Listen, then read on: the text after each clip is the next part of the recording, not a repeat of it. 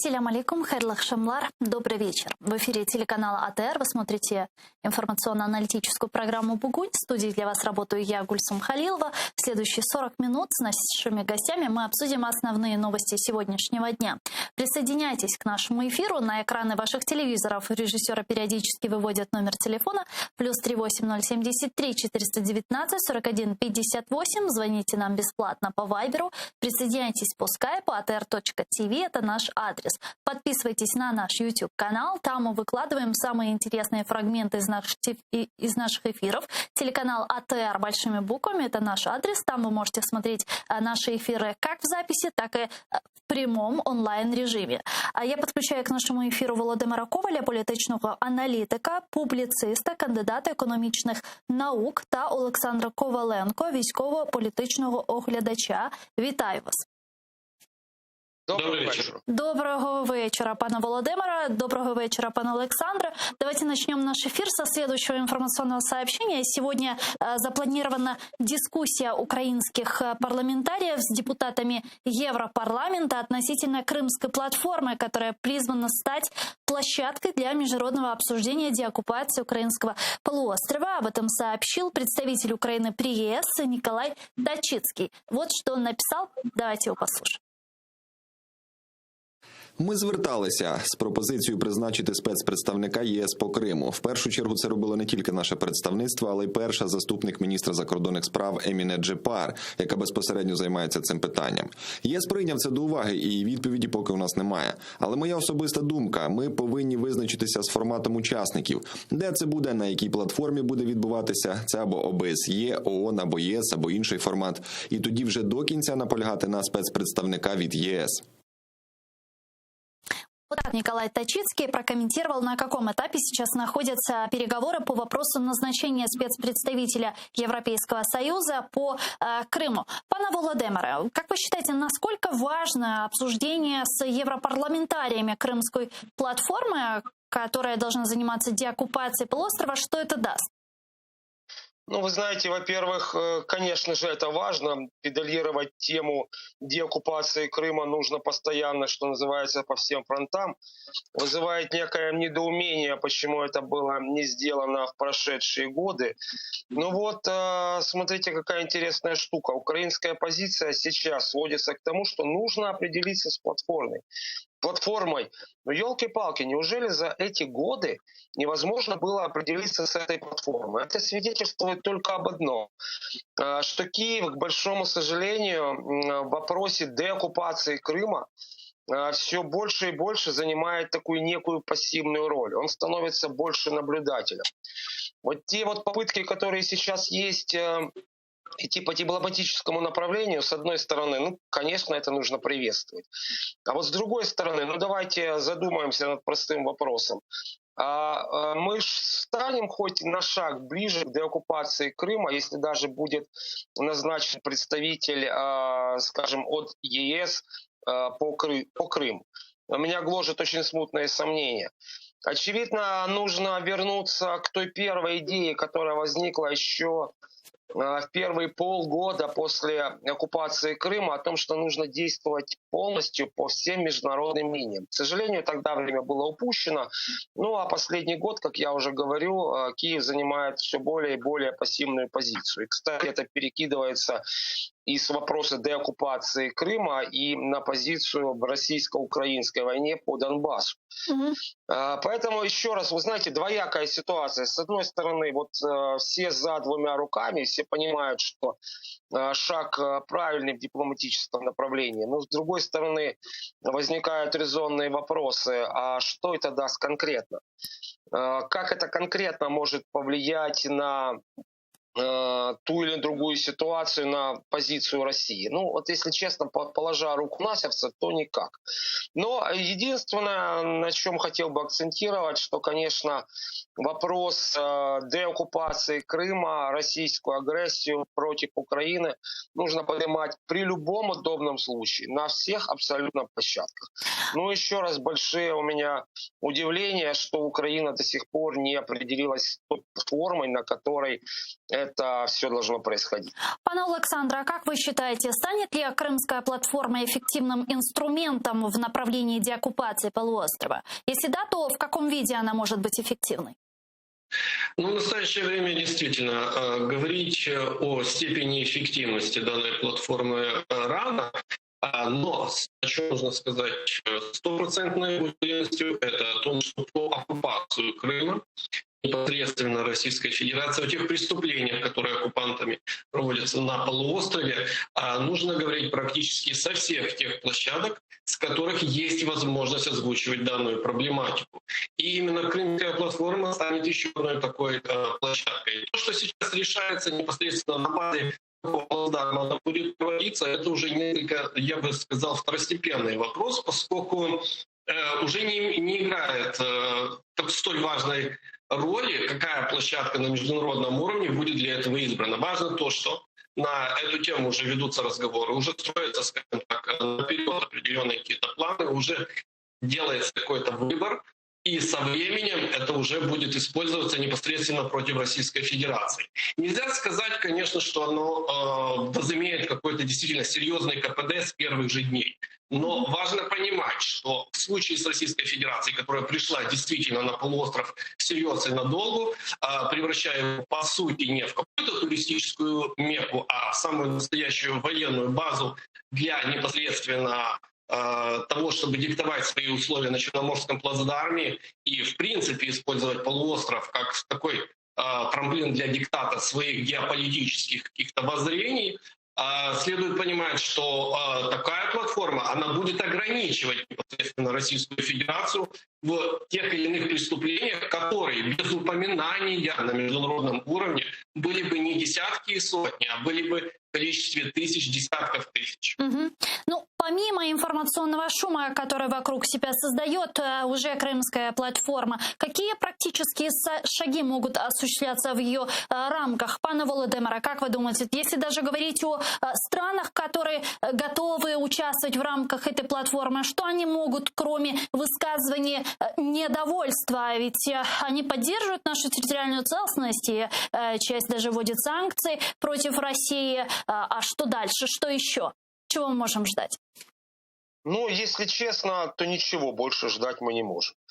На самом деле, конечно, ЕС и ведущие страны мира поддерживают территориальную целостность Украины в вопросе Крыма и в вопросе Донбасса, но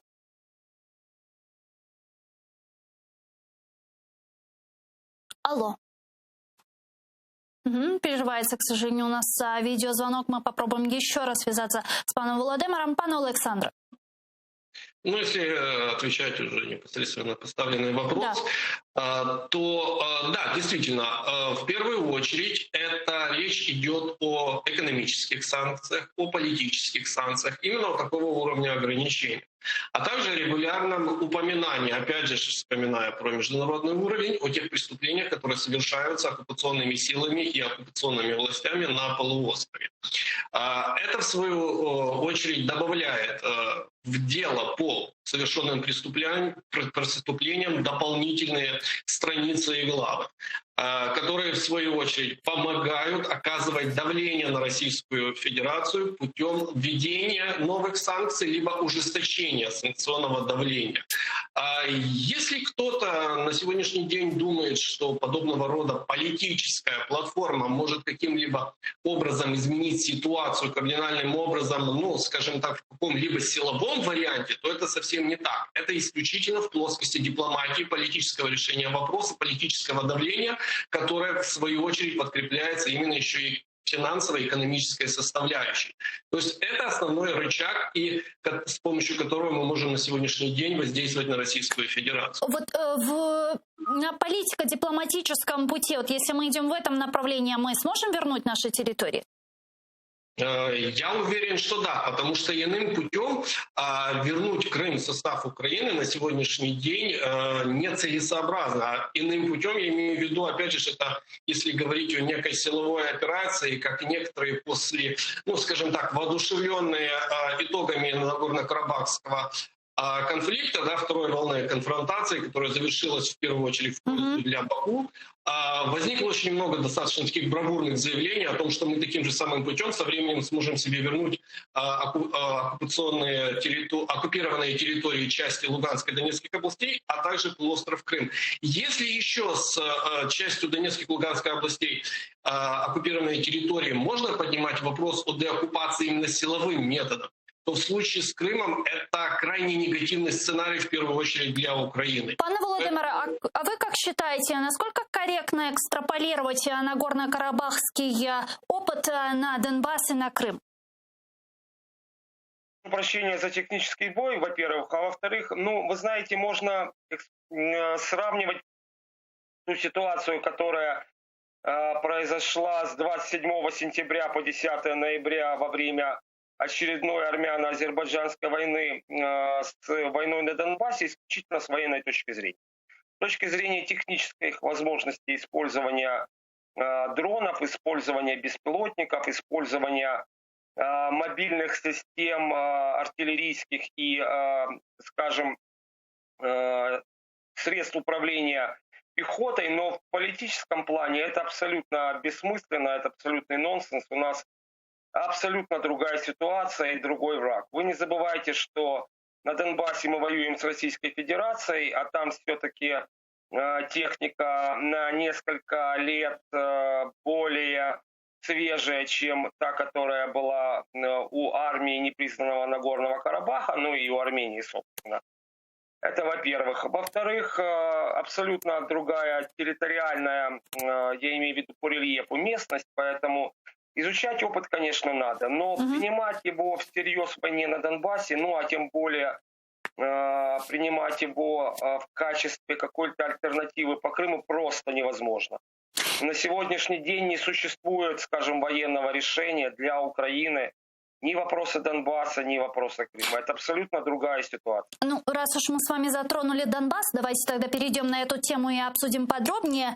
Учитывая, что 20 декабря российские оккупационные наемники 9 раз нарушили режим прекращения огня и заставили украинских военных открыть огонь. Об этом сообщается в штабе ООС. Вот что там говорят.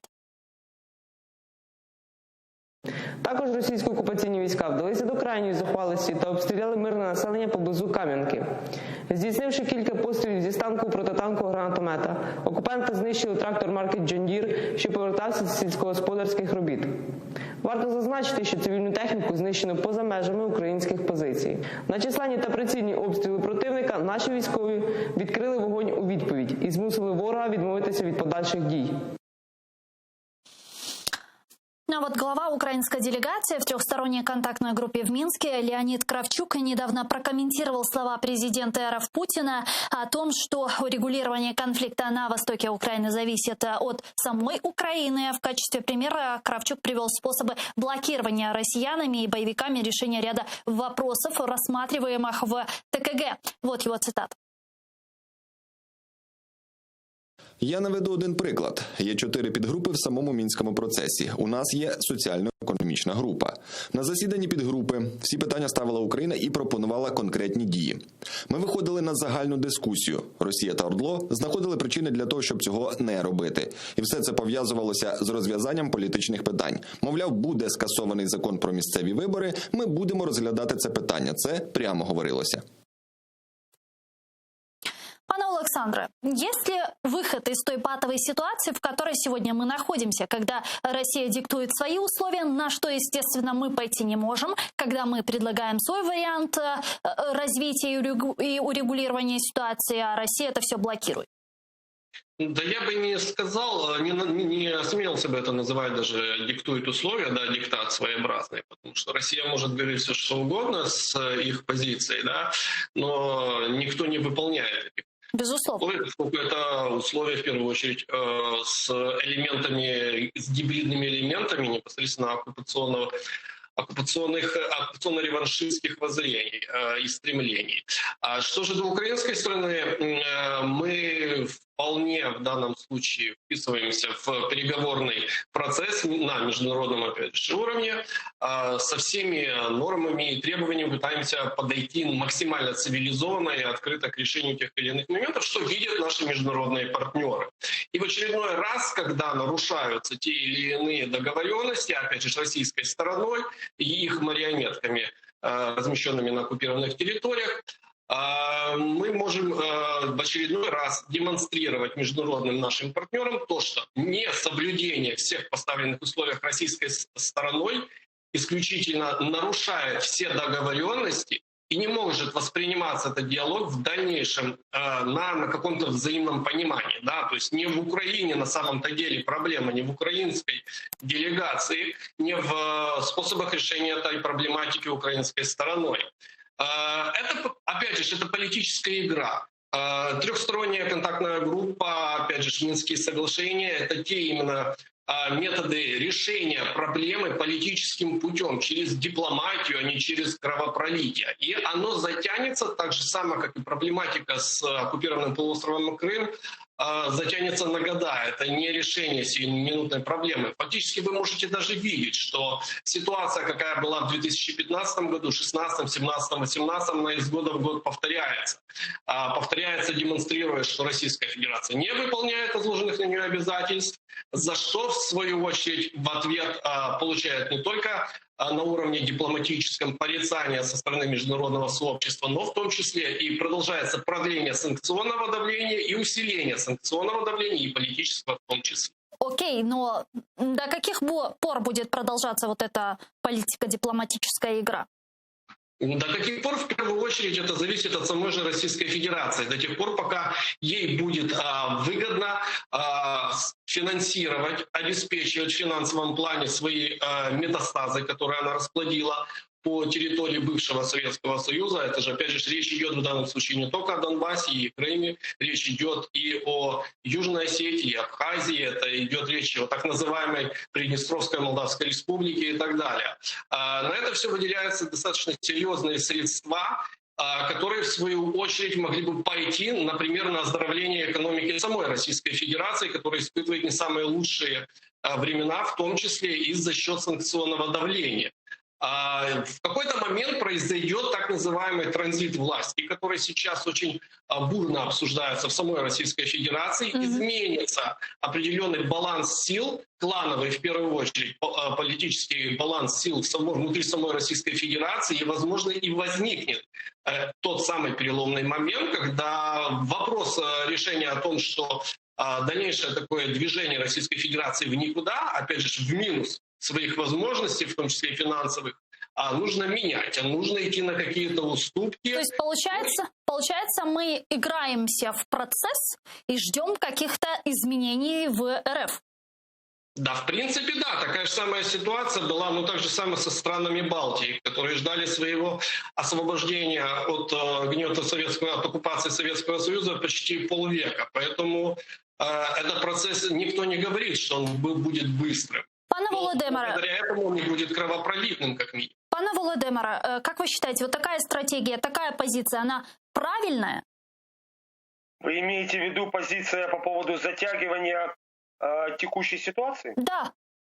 И Минска, в рамках которой ряд вопросов, вот даже если брать последние коммюнике после нормандского формата и разминирования, открытия КПВ и так далее, остаются нерешенными, в том числе и вопрос обмена всех на всех.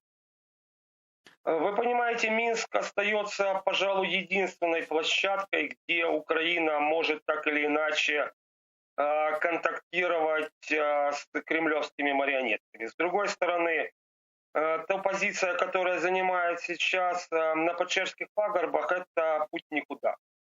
Затягивание конфликта на года. Вот знаете, меня лично это абсолютно не устраивает. Я категорически против, скажем так, военного решения вопроса, но, к большому сожалению, все тут не в руках Киева. Ключик от войны лежит в Кремле. Мы все ожидали, что Кремль надорвется экономически, поддерживая и вливая деньги и в оккупированный Крым, и вот в те территории, которые Александр только что называл, там Южная Осетия и так дальше. Не забывайте при этом про то, что более 75% территорий самой Российской Федерации являются дотационные.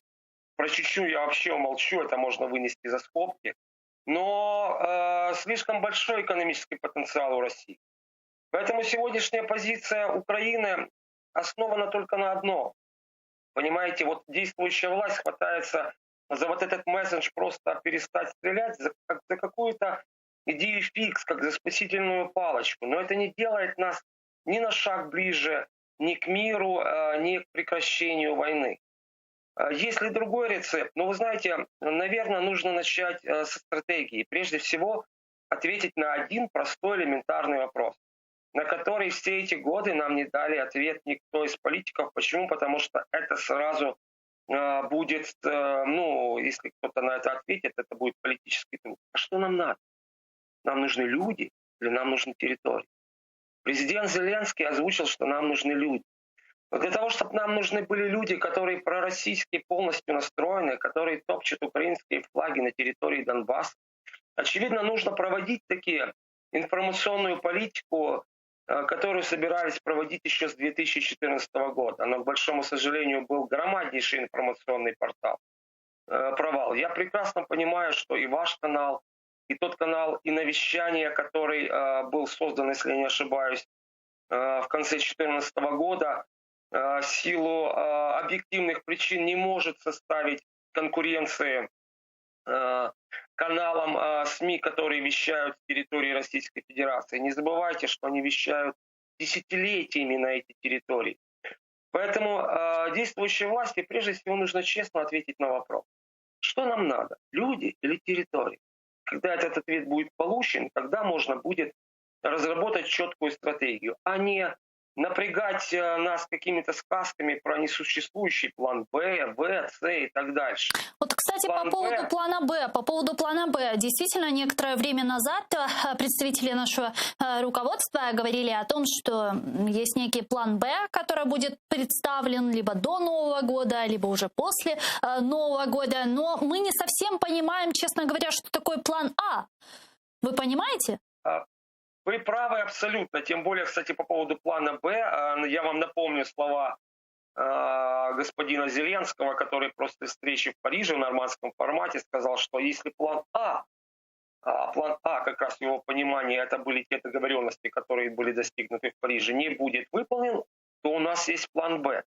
Каково же было всех удивление, когда буквально месяц назад господин Кравчук сказал, что этот план Б только, оказывается, разрабатывается, и он там лично принимает участие, он будет нам всем анонсирован в начале 2021 года. Это лишний раз свидетельствует, что никакого плана ни А, ни Б, ни так дальше нет. Просто действующая власть идет, знаете ли, по той линии, которая идет. Вот есть какая-то договоренность, допустим, провести переговоры по поводу обмена пленных. Вот это как бы укладывается в канву. А подумать на шаг вперед, ну не хватает мозгов, увы.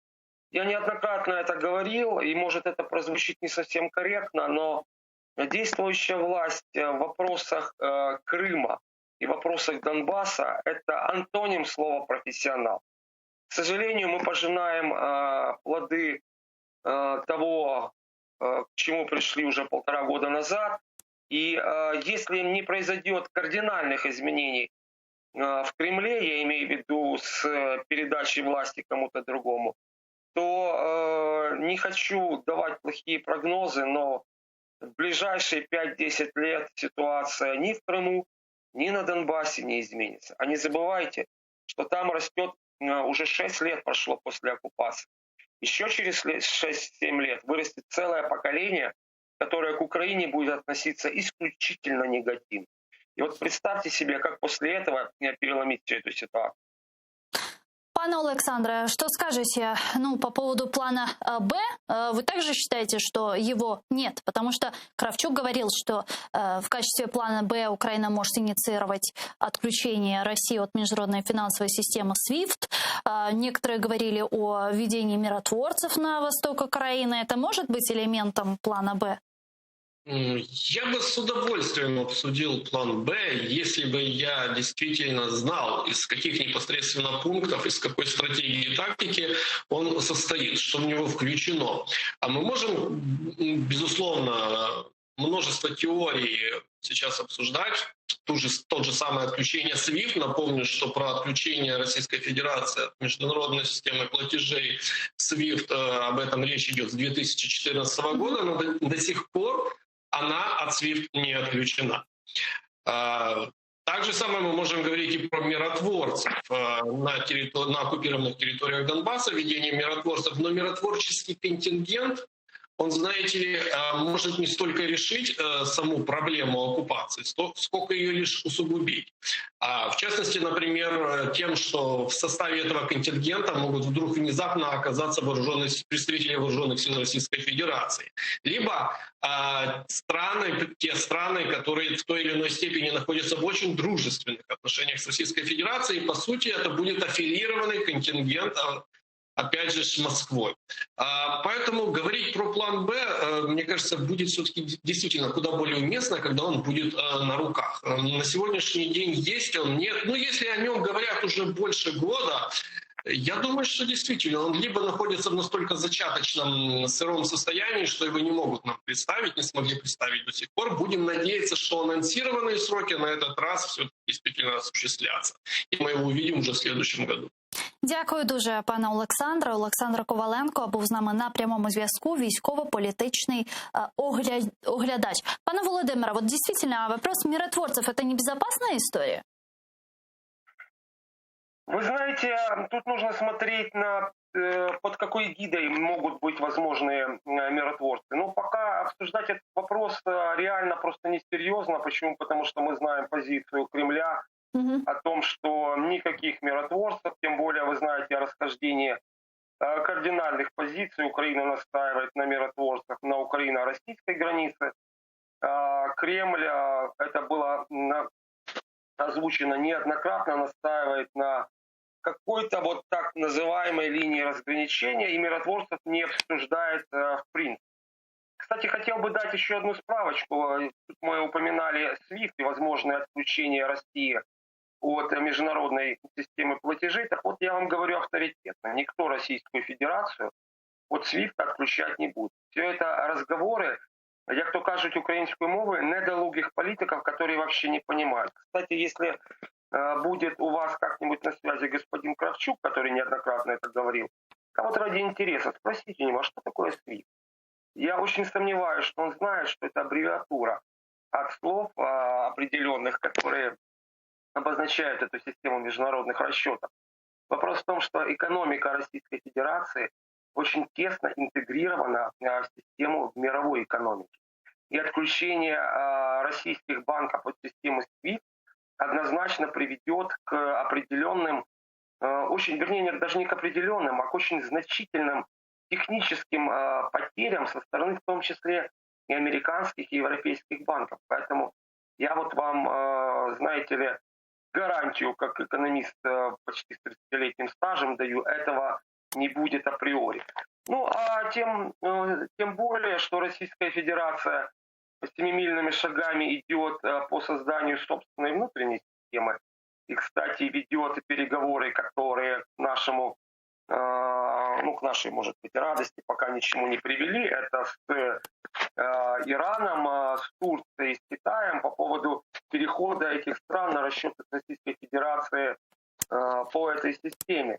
Эта система называется система финансовых обязательств, если я не ошибаюсь. Ну, возвращаясь к миротворцам, это, вы знаете, это все равно, что обсуждать то, что плоская или земля. Пока позиция Кремля в этом вопросе не изменится, мы можем говорить все, что угодно, сотрясать воздух, но это будет просто ни о чем. Дуже дякую вам. Спасибо большое. Володимир Коваль був з нами на прямому зв'язку. Політичний аналітик, публицист, кандидат економічних наук. Ну а к нам сейчас присоединяется Микола Капітоненко, експерт з міжнародних питань. Пане Миколо, вітаю вас. Добрый вечер. Добрый вечер. Команда избранного президента США Джозефа Байдена будет рассматривать несколько вариантов наказания России за ее роль в масштабной кибератаке, которой подверглись ряд правительственных ведомств США. Об этом сообщает Reuters со ссылкой на свои источники, знакомые с ситуацией, пишут средства массовой информации из США. Как вы думаете, вот при Джозефе Байдене будет ли ужесточено санкционное давление на Россию и оказана более активная помощи нам, Украине? Я думаю, что основные элементы политики Байдена в отношении России будут воспроизводить политику, заложенную еще при Обаме, и которую Трамп продолжил. И в ней, конечно, важную роль играют санкции, но только санкции вряд ли будут носить настолько масштабный характер, которого нам бы хотелось. Скорее всего, санкции будут инструментом долговременного использования, с помощью которого США будут дозированно оказывать влияние на российские возможности. И постепенно со временем, естественно, эти санкции будут расширяться и углубляться, но только, снова-таки повторюсь, будет происходить медленно, по различным поводам. Не все санкции будут привязаны к тому, что происходит в Украине. И этот вопрос будет отделен несколько от вопроса помощи, собственно, нам. Я думаю, что помощь нам останется приблизительно на том же уровне, на котором она была при Трампе, то есть общая финансовая техническая помощь в размере 500-600 миллионов долларов в год, плюс небольшие поставки вооружения точечные, плюс дипломатическая и политическая поддержка. Вряд ли Байден что-то сможет здесь существенно или захочет существенно изменить. Ну скажите, а вот те санкции, которые висят на сайте Белого дома еще с 2017 года, санкции, которые принял Конгресс США, это санкции на $триллионы в отношении ближайшего окружения президента РФ Путина. Это санкции, которые блокировала администрация Дональда Трампа. Они могут быть имплементированы? Снова такие санкции будут прилагаться и использоваться этот инструмент во все большем объеме. Но практика показала, что оказать серьезное давление на Россию с помощью санкций вряд ли получится, особенно если ставить целью изменения поведения.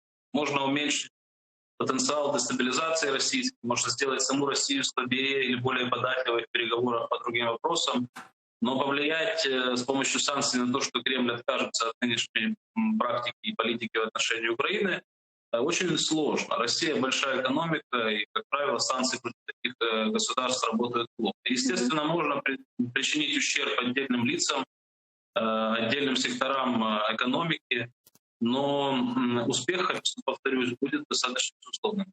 Но мы понимаем, что вопросы отношения с Россией, Европой будут в любом случае в поле зрения новой администрации США, и вряд ли проблематика Северного потока-2 также останется в периферии. Вот недавнее заявление пресс-секретаря Путина Дмитрия Пескова, наверное, вы слышали, который сказал, что ответом на противодействие реализации проекта «Северный поток-2» будет его завершение. Вот его цитата, давайте вместе послушаем.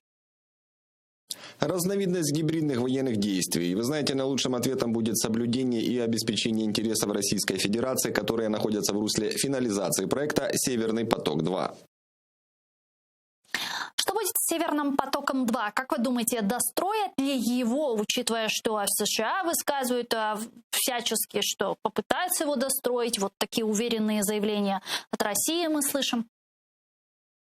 Я думаю, что как раз кейс «Северного потока-2» будет во многом иллюстративен. Он покажет, насколько далеко администрация Байдена пойдет, готова будет идти по пути санкций, насколько она готова будет учитывать или не учитывать интересы европейских партнеров, в первую очередь Германии, потому что для Байдена, кроме того, что остановить газопровод, для него еще важно восстановить хорошие отношения с Европой. А многие в Европе заинтересованы в том, чтобы проект был реализован. Если Байден сможет предоставить какую-то компенсацию европейским странам, которые потеряют от того, что проект не будет достроен, это будет одна ситуация, и тогда шансы на то, что он завершится в следующем году, будут невысокими. Если же этого сделать не удастся, я думаю, что тогда высока вероятность того, что россияне проект все-таки достроят. Хотя ситуация, в которой он будет запущен в работу, будет существенно отличаться от той, на которую они надеялись, когда только проект начинали. Ну, даже если они достроят Северный поток-2, то будут ли предоставлять свои услуги страховые компании, которые уже попадают под санкции, ныне существующие санкции США? То есть тут вопрос, запустят ли его, даже если достроят? Да, этот вопрос остается открытым. Остается вопрос открытым о том, нужны ли будут в Европе такие объемы газа российского в условиях, когда, во-первых, попадает спрос на него в условиях кризиса, вызванного пандемией, во-вторых, наращиваются объемы поставок газа сжиженного из Соединенных Штатов. То есть многие факторы здесь меняются, и будущее газопровода под вопросом. То есть даже если его запустят, у россиян будет достаточно проблем с тем, чтобы он работал так, как им бы хотелось. Для россиян это больше политический проект? Для россиян это геополитический проект, потому что поставки природного газа, благодаря тому, что он идет по трубам, а не как нефть пока что перевозится танкерами, хотя значительная часть уже перевозится и так, они позволяют газу играть геополитическую роль. Газопроводы формируют геометрию такого рода отношений. Поэтому для россиян любой стратегический газопровод — это геополитический проект, которым они пытаются, кроме того, что заработать деньги, естественно, они пытаются увеличить свое влияние на страны, которые покупают газ, на страны, которые являются транзитными, или увеличить влияние на них, или уменьшить свою зависимость от этих стран, как в случае Северного потока. Дякую дуже. Чохсагол у нас Микола Капитоненко, експерт з міжнародних питань, був з нами на прямому зв'язку. Ну а я, к сожалению, вынуждена с вами попрощаться. Но вы оставайтесь первым крымско-татарским телеканалом АТР. Буквально через несколько минут наш эфир продолжает программа «Прайм» Муждабаев. Не переключайтесь. Коршкинч.